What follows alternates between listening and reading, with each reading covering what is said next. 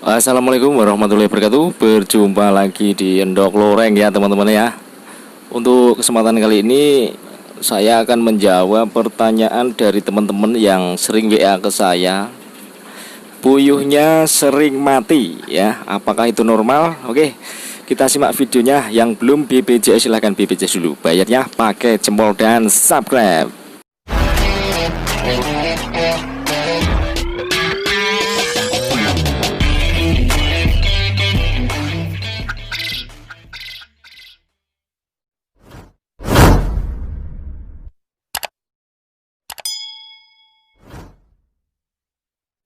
Oke teman-teman ya. Jadi untuk kesempatan kali ini itu saya akan membahas mengenai kalau kita beternak puyuh itu ya sering mati hampir setiap hari. Apakah itu normal? Nah, kalau menurut saya beternak puyuh kalau mati hampir setiap hari itu tergantung dari populasinya. Ya, kalau menurut saya tergantung dari populasinya. Kalau misalkan populasinya 5.000, ya, setiap 2 hari sekali mati satu, atau seminggu itu bisa 3 kali mati. Nah, itu kalau menurut saya wajar. Karena untuk populasi sebanyak itu dipastikan pasti ada beberapa ekor puyuh yang dalam kondisi sakit dan kita tidak bisa mengontrol karena jumlah yang sangat banyak sekali. Kalau menurut saya, dengan populasi yang sangat besar, dengan kematian seminggu 2 kali, itu sangat wajar, masih wajar lah kalau seperti itu. Beda lagi kasusnya kalau kita berternak puyuh itu cuma 100, 200. Nah, kalau cuma 100, 200, 300 ekor, kok 1 minggu mati terus. Nah, itu yang tidak wajar. Karena apa? Karena dengan populasi puyuh yang jumlahnya sedikit, ya, jumlahnya sedikit, yaitu masih ratusan, itu kita bisa kontrol untuk kesehatan puyuhnya secara maksimal. Kita bisa cek, kita bisa sisir semua kandangnya, kita bisa lihat kondisi puyuhnya apakah ada yang kurus atau ada yang mengalami sakit. Kita bisa pisahkan hal tersebut. Puyuh-puyuh yang sakit jadikan satu. Itu kalau puyuhnya masih dalam skala kecil, skala ratusan. Tapi kalau puyuhnya skalanya ribuan, 5.000 sampai 10.000, itu seminggu mati 1 kali atau bisa 2 kali. Itu kalau saya wajar.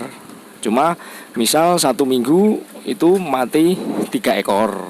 Nah, terus 1 minggu mati 1 ekor.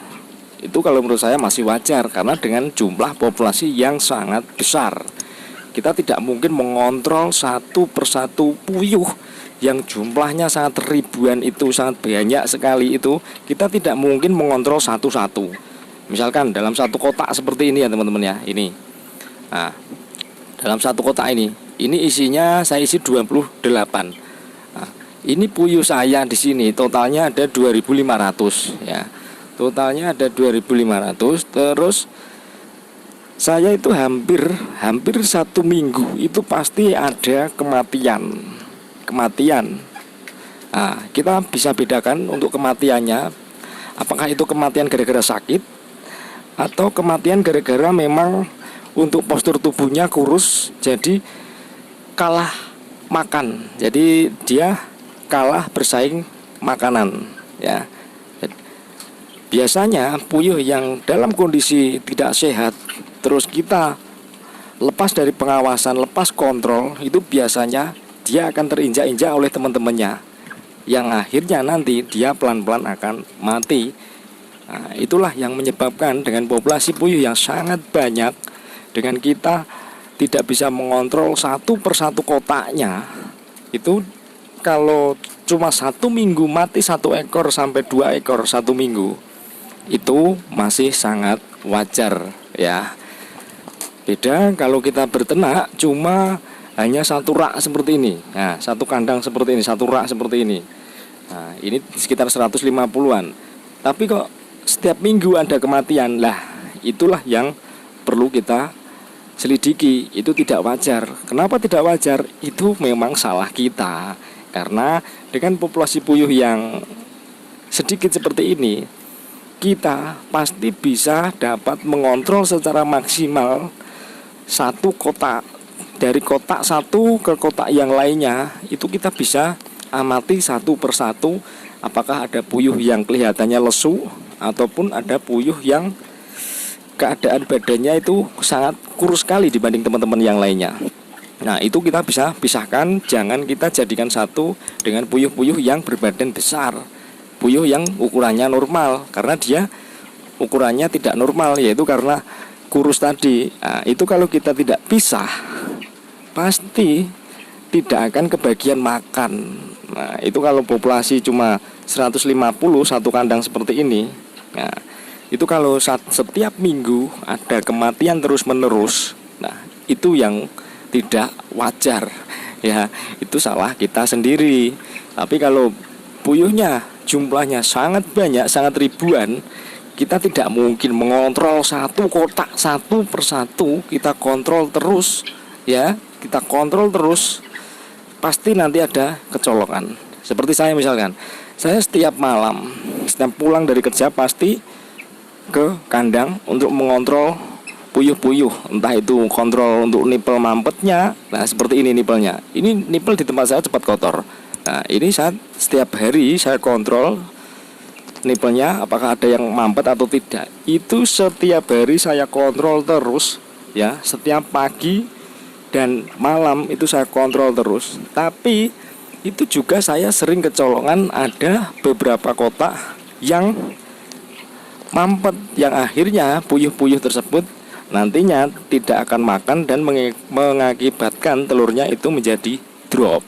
Nah, itu padahal sudah saya sisir terus setiap hari ya, sudah saya cek satu persatu terus untuk tempat minumnya, tapi tetap juga ada kasus nipel mampet. Nah, itu sama juga dengan yang puyuh mati setiap minggu ada kematian satu.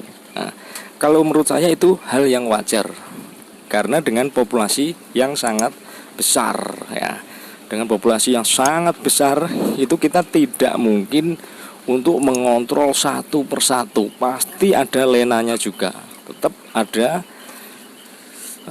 teledornya juga. Jadi kita tidak mungkin mengontrol satu kandang semuanya itu bebas dari kematian, tidak mungkin. Ibaratkan seperti ini ya teman-teman ya, kita buat rata saja dalam 1000 ekor puyuh, itu kita buat parah-parahnya setiap hari itu kita puyuhnya mati satu. Jadi dalam 1 tahun puyuh kita itu berkurang 365.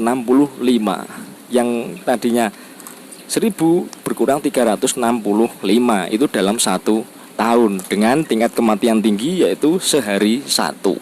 Itu masih mendapatkan hasil yang maksimal juga, karena dengan kematian satu hari satu ya, itu kita bisa menikmati hasilnya selama 1 tahun lebih itu untuk produksi telurnya.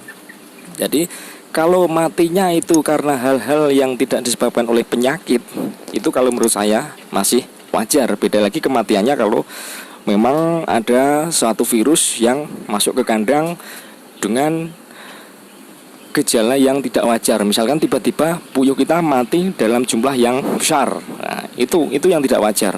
Kalau cuma 1 minggu mati satu dengan populasi puyuh yang sangat banyak, itu kalau menurut saya masih dalam tahap wajar, karena memang jumlah populasinya yang sangat besar ya. Sebagai contoh, untuk peternakan ayam yang sangat besar, itu di tempat saya ada tempat peternakan ayam broiler, jumlahnya ada 10.000. Itu setiap hari pasti membuang bangkai ayam. Itu setiap hari membuang bangkai ayamnya, itu pasti ada. Nah, itu padahal sudah ada pekerjanya sangat banyak sekali itu.